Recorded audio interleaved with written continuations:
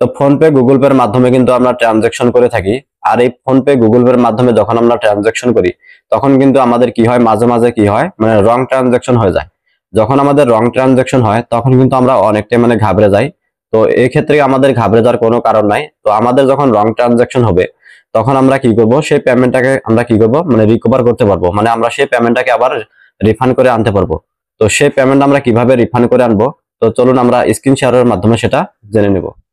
তো first time আপনার mobile থেকে আপনি ক্রোম ব্রাউজারটাকে ওপেন করে নেবেন, আর আপনি সার্চ বারে টাইপ করে দিবেন এনপিসিআই। এনপিসিআই লিখে আপনি সার্চ করবেন। সার্চ করার পর আপনার যে অপশনটা প্রথমে আসবে এখানে দেখতে পাচ্ছেন এনপিসিআই, এই প্রথম যে অপশন আসবে এখানে আপনি ক্লিক করে দিবেন। এখানে ক্লিক করার পর একটু ওয়েট করবেন। তো ওয়েট করার পর আপনার এই ধরনের একটা পপ আপ আসবে, এখান থেকে আপনি উপর দিকে একটু স্ক্রল করে নেবেন। স্ক্রল করে নেওয়ার পর এখানে ফার্স্ট টাইম দেখতে পাচ্ছেন কনজিউমার।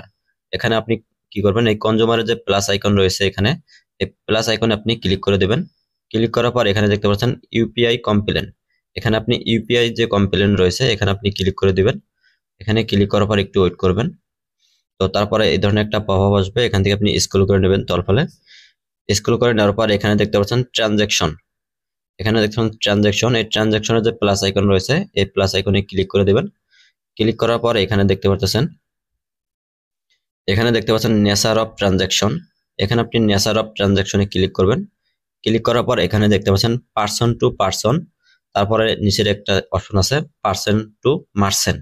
তো এই দুটা যে অপশন রয়েছে এই দুটার অপশনের যে মিনিং রয়েছে মানে পার্সন টু পার্সন, যে অ্যাকাউন্টে আপনি ট্রানজাকশন করবেন যদি আপনার সেই অ্যাকাউন্টটা যদি বিজনেস অ্যাকাউন্ট না হয় সেক্ষেত্রে আপনি কি করবেন, পার্সন টু পার্সন।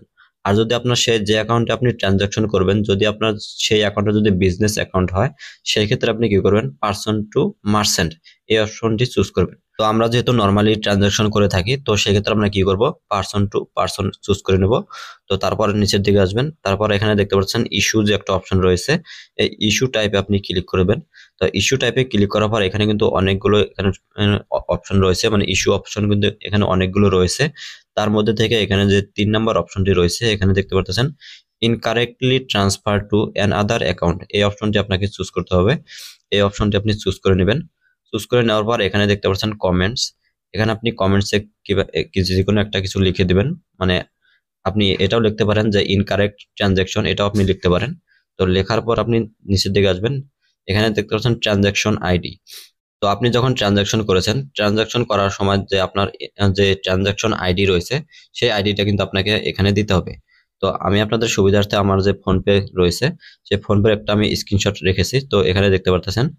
তো এটা সেই স্ক্রিনশট, এখানে দেখতে পাচ্ছেন ট্রানজাকশন আইডি। তো এই ধরনের আপনার যে ট্রানজাকশন আইডি রয়েছে সেই আইডিটা কিন্তু আপনাকে সেখানে কিন্তু এখানে কিন্তু আপনাকে দিতে হবে। তো তো আপনি কিন্তু সেখান থেকে চাইলে আপনি ডাইরেক্ট কপি করে আপনি এখানে পেস্ট করতে পারেন। তো তারপর আর নিচের দিকে দেখতে পাচ্ছেন ব্যাংক নেম। তো আপনি যে অ্যাকাউন্ট থেকে আপনি ট্রানজাকশন করছেন আপনার যে এসবিআই বা পাঞ্জাব বা এইচডিএফসি, তো আপনি যে কোনো ব্যাংক থেকে আপনি ট্রানজাকশন করছেন তো সেই যে ব্যাংক অ্যাকাউন্ট রয়েছে সেই ব্যাংক অ্যাকাউন্ট নামটি আপনি এখানে সিলেক্ট করবেন। সিলেক্ট করার পর এখানে দেখতে পাচ্ছেন রুপিস, মানে আপনি কত টাকা আপনি ট্রানজাকশন করছেন সেই ট্রানজাকশনের যে অ্যামাউন্ট রয়েছে সেই অ্যামাউন্ট আপনি এখানে দিতে হবে। তারপর এখানে নিচের দিকে দেখতে পাচ্ছেন ট্রানজাকশন ডেট। এখানে আপনি দেখতে পাচ্ছেন ট্রানজাকশন ডেট, আপনি যে তারিখে আপনি ট্রানজাকশন করেছেন সেই তারিখটা আপনাকে এখানে দিতে হবে। তারপর এখানে দেখতে পাচ্ছেন ইমেল আইডি, তো এখান থেকে আপনি একটা ইমেল আইডি দিয়ে দিবেন। ইমেল আইডিটা দেওয়ার পর এখানে দেখতে পাচ্ছেন সাবমিট অপশন, তো এখানে আপনি সাবমিট অপশনে ক্লিক করে দিবেন। তো এখানে আপনি সাবমিট অপশনে ক্লিক করে দেওয়ার পর কিন্তু আপনার যে অপশনটা রয়েছে, আপনার যে ইস্যুটা রয়েছে, আপনার যে কমপ্লেনটা রয়েছে সেই কমপ্লেনটা কিন্তু আপনার এখানে সাবমিট হয়ে যাবে। সাবমিট হওয়ার পর কিন্তু আপনার 4 ঘন্টার মধ্যে কিন্তু আপনার যে প্রবলেমটা রয়েছে, আপনার যে পেমেন্টটা ডেবিট হয়েছে সেই পেমেন্টটা কিন্তু আপনার রিফান্ড হয়ে চলে আসবে। আর আপনাদের কিন্তু আমি আরেকটা কথা জানিয়ে রাখি, আপনার যখন পেমেন্টটা রং পেমেন্ট আপনি করবেন, রং পেমেন্টটা করার পর কিন্তু আপনার 4 ঘন্টার মধ্যে কিন্তু আপনাকে এই কমপ্লেনটা করতে হবে। যদি আপনি 4 ঘন্টার পর যদি আপনি কমপ্লেনটা করেন সেই ক্ষেত্রে কিন্তু আপনি রিফান্ড পাবেন না। তো আপনাকে কি করতে হবে, যখন আপনার পেমেন্টটা হবে রং পেমেন্ট হবে তখন আপনাকে কি করতে হবে, 4 ঘন্টার আগে কিন্তু আপনাকে এই কমপ্লেনটা করতে পারবেন, তারপরে কিন্তু আপনি এই রিফান্ডটা আপনি পাবেন। আর যদি আপনি 4 ঘন্টা পরে পেমেন্ট করেন সেই ক্ষেত্রে কিন্তু আপনি এই পেমেন্টটা কিন্তু আপনি রিফান্ড পাবেন না। তো এই ধরনের ইনফরমেটিভ ভিডিও পেতে আমার এই পেজটাকে ফলো করে রাখবেন আর আপনাদের ফ্রেন্ড সার্কেলের মাঝে ভিডিওটা বেশি বেশি করে শেয়ার করে দেবেন।